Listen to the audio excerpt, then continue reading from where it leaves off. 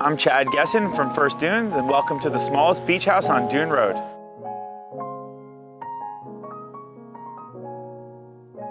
So as we enter, you can see you have a beautiful view of the ocean right when you walk in the front door.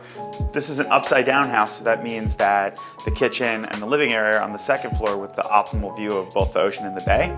And what we've done here that was one of the top priorities for our client was we were able to reconfigure this first floor to include 2 ensuite bathrooms. When this house was originally built, it had 1 bathroom right here that was served for the hallway.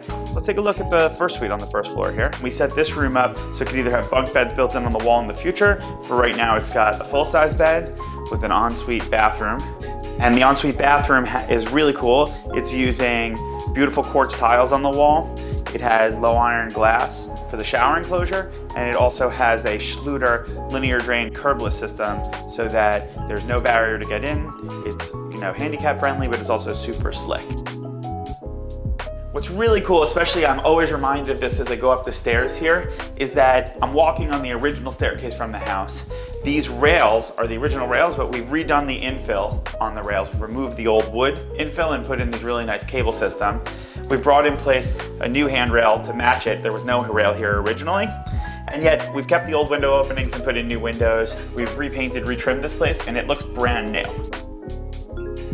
So as we get to the second floor, which is the main entertaining floor of this upside down house, the first thing on my vision is this beautiful collar tie we've added up here. And we did that actually because as we were constructing this house, we realized that it was still swaying nonetheless from the original construction. It didn't have enough lateral support.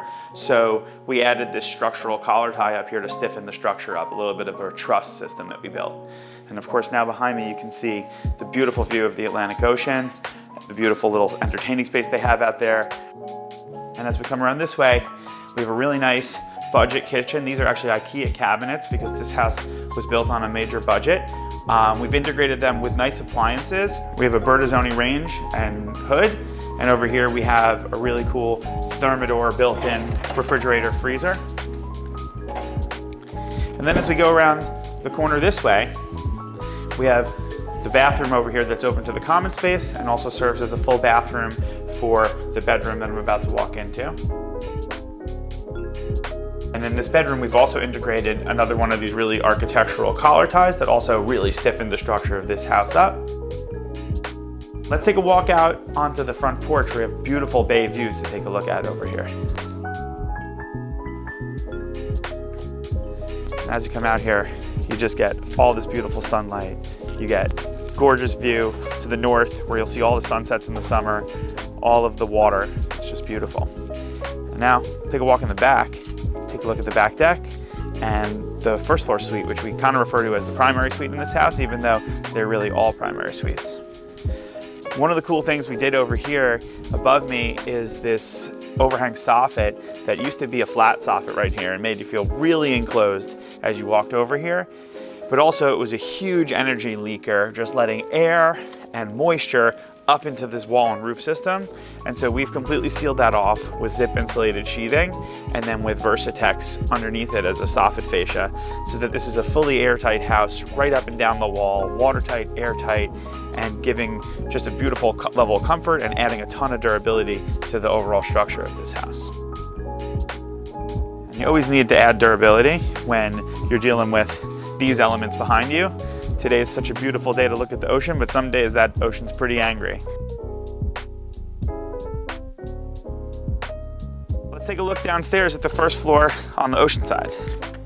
So this is a completely reconstructed off the original frame and re-supported staircase that we built. Again, clad in Versatex rails using TimberTech decking.